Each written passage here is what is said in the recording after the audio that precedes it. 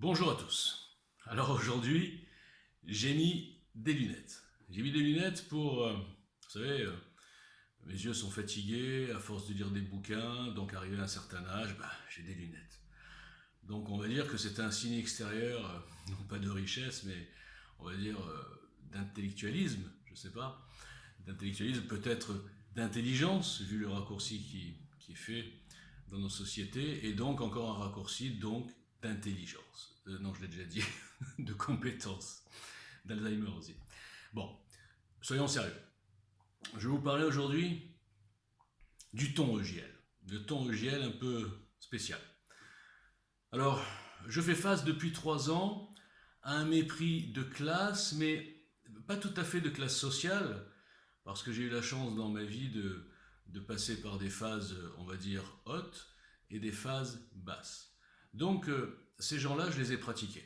Que ce soit les intellos, ou globalement au sens large, les riches, les gens bien installés, avocats de haut niveau, des notaires, enfin bref, on va dire la classe haute. Mais j'ai aussi côtoyé longtemps, ça va, ça vient, des gens de ma classe d'origine, on va dire. Ouais. Pas des miséreux, mais enfin des gens tout à fait basiques, ni riches ni pauvres, voilà, des ouvriers, etc., des petits commerçants, etc. Bref.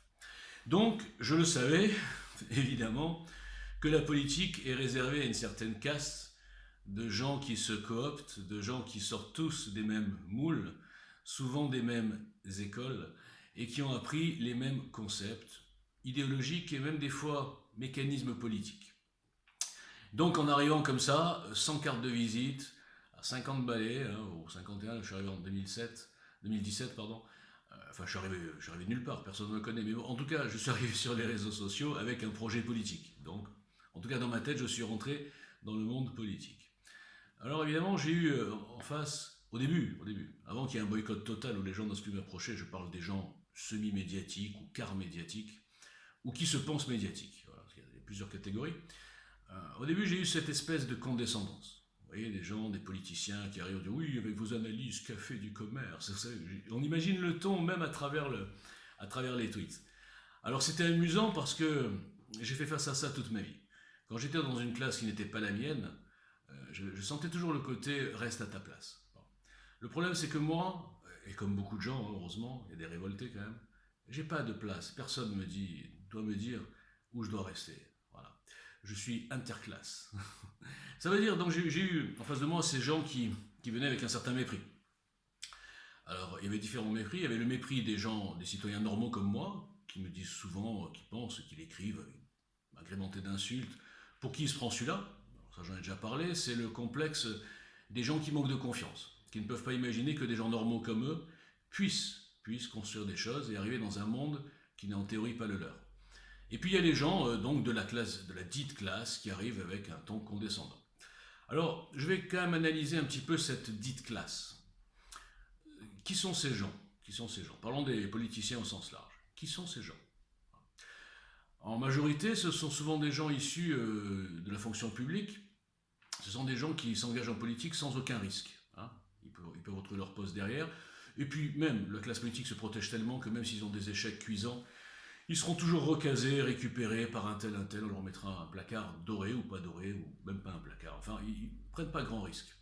Donc on va dire qu'au niveau courage social, courage, bon physique j'en parle pas, mais courage, déjà, c'est pas des super modèles. Bon. Alors ensuite, il y a les autres gens, c'est les intellos. Les intellos, j'ai pas eu la chance d'en croiser beaucoup sur Twitter, en tout cas qui m'ont parlé, qui m'ont répondu. Alors eux, ils sont très marrants. Moi, je trouve qu'ils sont marrants, puisque quand je vois des émissions comme ça avec des pseudo-intellos, des idéologues, je vais prendre un exemple comme ça, juste pour rigoler. Enthoven, Raphaël Enthoven, par exemple, je peux prendre d'autres. Ils sont extraordinaires parce que d'abord, ils mettent l'intonation de l'intello. Il y a une intonation en télo. Bon. Une façon de dire les mots, une façon de choisir les mots les plus compliqués pour dire des choses très simples, et une façon d'être toujours dans la théorie. En fait, l'intellectualisme aujourd'hui du XXIe siècle, c'est la théorie. Et ces gens-là peuvent être détruits en 3 minutes sur le factuel. Mais j'ai l'impression qu'en face, il n'y a pas des gens qui leur parlent factuel. Ils n'ont que des gens qui sont dans une demi-caste où finalement, sans faire exprès ou en le faisant exprès, ils les ménagent.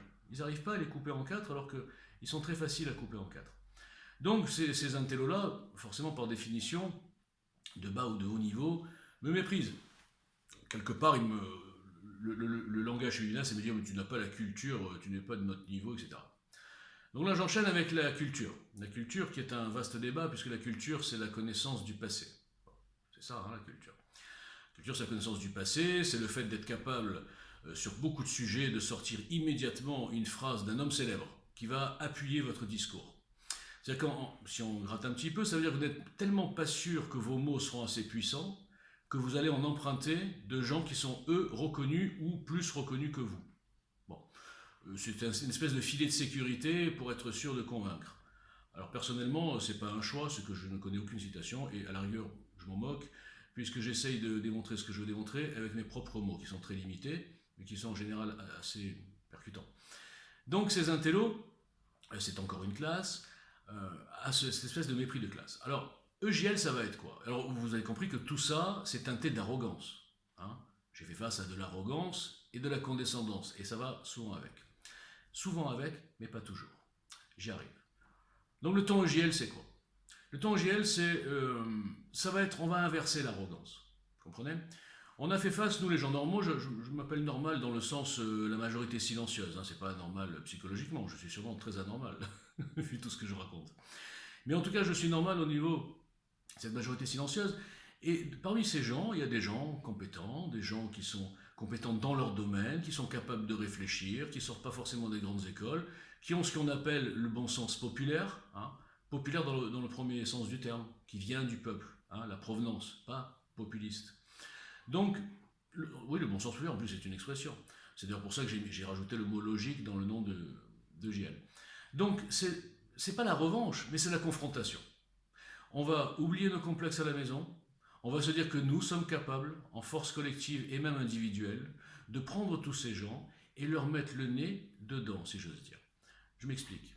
On a laissé la direction, la gouvernance de notre pays à ces gens-là. Les fameux sachants, les fameux légitimes.